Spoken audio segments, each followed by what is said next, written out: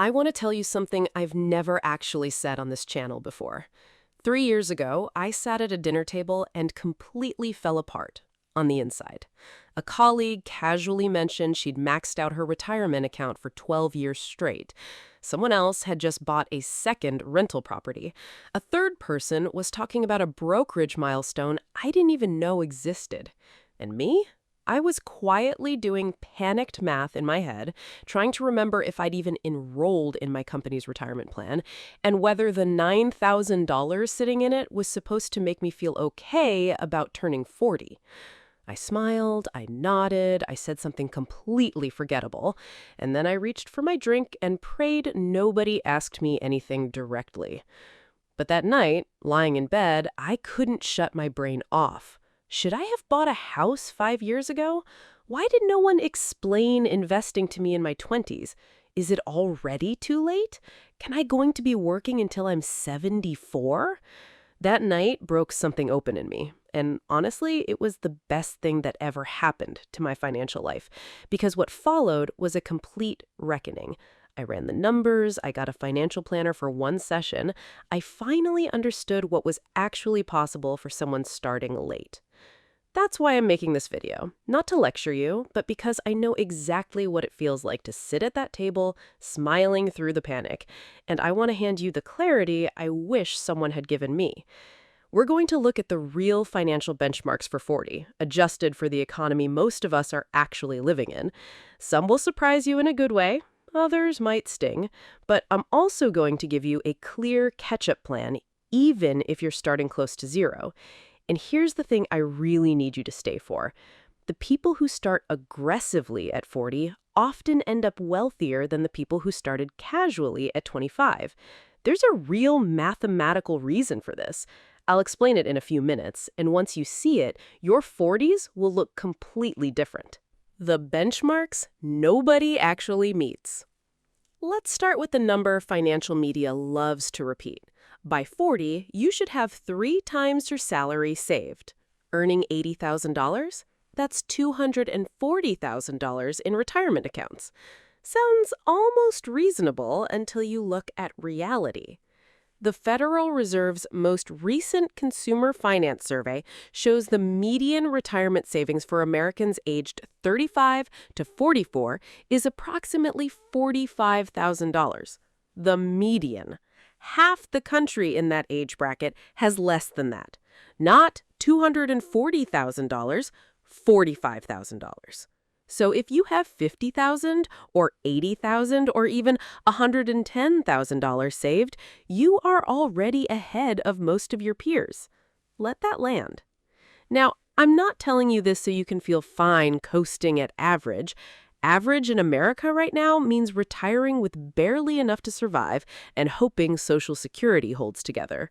The goal isn't to beat your neighbors in an invisible game. The goal is genuine financial security. Those are two completely different targets. So here's what realistic, meaningful benchmarks actually look like today. Retirement savings. Aim for 1.5 to 2 times your annual income by 40. Earning $70,000 means $105,000 to $140,000 in retirement accounts. Here's why even the lower number matters. $120,000 invested at 40 with 0 additional contributions grows to roughly $780,000 by 65 at an 8% average return. Add continued contributions through your peak earning years, and you're looking at a comfortable retirement. Emergency fund. 3 to 6 months of essential expenses, housing, food, utilities, insurance, transportation, in a high-yield savings account. That's typically $12,000 to $25,000. And to be clear, this isn't your vacation fund. This isn't a buffer you raid for something you want. It exists purely to stop a bad situation from becoming a financial catastrophe. Debt. All high-interest consumer debt should be gone by 40. Credit cards, personal loans, financing plans, eliminated. Your only remaining debt should be a mortgage or a low-rate car loan under 6%. If you're still rolling credit card balances month to month, this is the emergency that takes priority over everything else. That 20% interest compounds against you with the same force that investments compound for you, except it's pulling in the wrong direction. Income. You should be earning at least 30% more in real terms than you were at 30. This isn't about ambition, it's math. Someone earning $50,000 saving 20% puts away $10,000 a year. Someone earning $100,000 at the same rate saves $20,000. That gap, compounded over 25 years, is the difference between surviving retirement and actually living it. Why starting late isn't the disaster you think. Here's where things get genuinely interesting, and this is the part that changed everything for me. Catching up in your 40s is actually more achievable than building from scratch in your 20s. 3 reasons. 1, your income is higher. A 25-year-old might scrape together $300 a month to invest. A 40-year-old with an established career can often direct $1,500 or more. That difference in what I call contribution intensity is enormous over a 25-year window. 2, your spending often stabilizes. Student loans may be done. You've already furnished your life. The constant acquisition cycle of early adulthood slows down, if you let it. 3, you finally understand money emotionally. Most people in their 20s panic during market drops and sell at exactly the wrong time. They cash out retirement accounts when switching jobs. By 40, you've watched markets crash and recover. You know viscerally that volatility is just the entry fee for long-term returns. That emotional resilience is worth more than most people realize. Here's the comparison that reframes everything. Someone who invests $200 a month from age 25 to 65 at 8% ends up with roughly $700,000. Someone who invests $1,500 a month from age 40 to 65 at the same rate ends up with approximately $1.3 million, nearly double, despite starting 15 years later. Contribution intensity over a 25-year window beats a head start almost every time. The catch-up plan. What actually works? Let me walk you through the exact strategy, because this is basically what I did, structured around a character I'll call Daniel. Daniel hit 40 with $24,000 in retirement savings, a car loan, and $7,500 spread across 2 credit cards, earning $85,000 a year but couldn't explain where it went. A decade of drift, every raise absorbed by a slightly nicer life, nothing intentional. Step 1. Stop the bleeding. Daniel spent 1 weekend printing 3 months of bank and credit card statements and going through every transaction. What he found? 3 unused streaming services, a gym membership 8 months cold, forgotten subscription boxes, recurring charges adding up to $340 a month, over $4,000 a year evaporating into things he'd stopped noticing. He also refinanced his car loan from 8.9% down to 4.2%, saving another $130 a month. In 30 days, he freed up nearly $500 per month with 0 lifestyle change. Step 2. Eliminate the debt.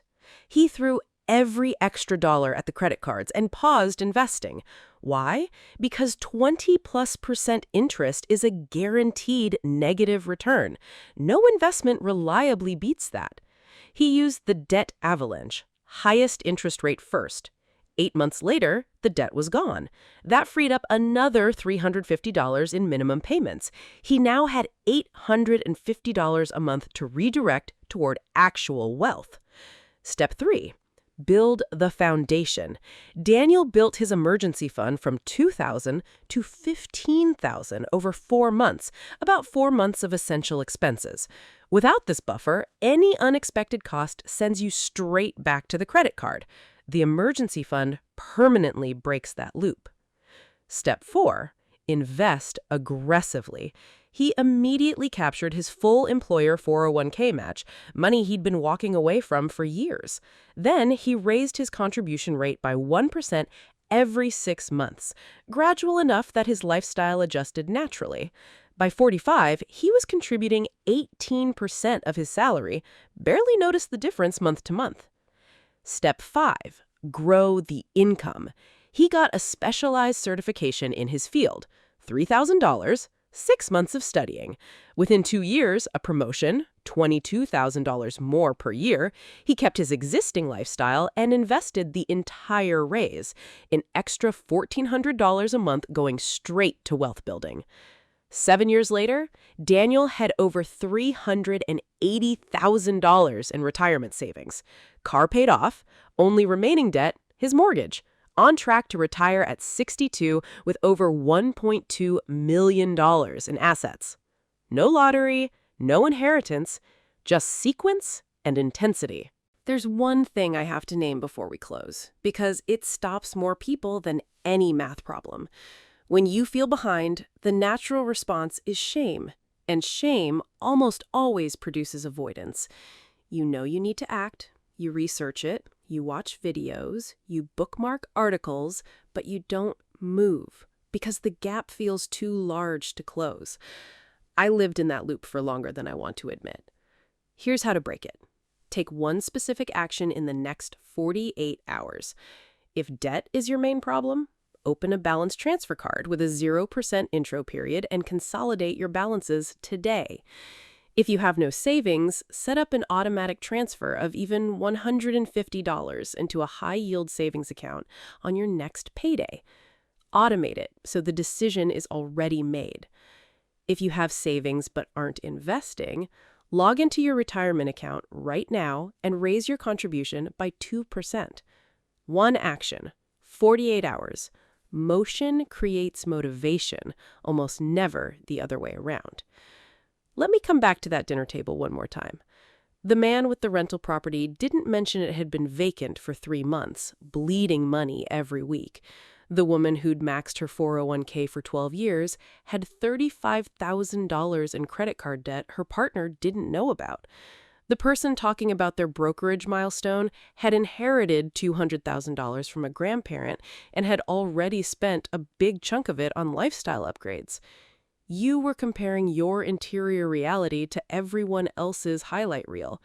That comparison was never accurate and it was never fair. Here's what actually matters. The benchmarks are less important than the direction you're moving. Someone at 40 with $50,000 saved and a 30% savings rate will overtake someone with $200,000 and a 5% savings rate within a decade. Velocity beats position when you still have 25 years ahead of you. If you're ahead, don't coast. 5 more years of intensity can buy you an entire decade of freedom. If you're behind, you are standing at the most powerful wealth-building moment of your life. The person who gets serious at 40 frequently ends up in a stronger position than the one who started casually at 25. I know because I was that person at the dinner table 3 years ago, reaching for my drink and hoping no one asked. That night was my turning point. This video can be yours. If this helped, subscribe. I post every week on building real financial security, not just performing it. And send this to someone who needs to hear it. They might not know they're looking for it yet. See you in the next one.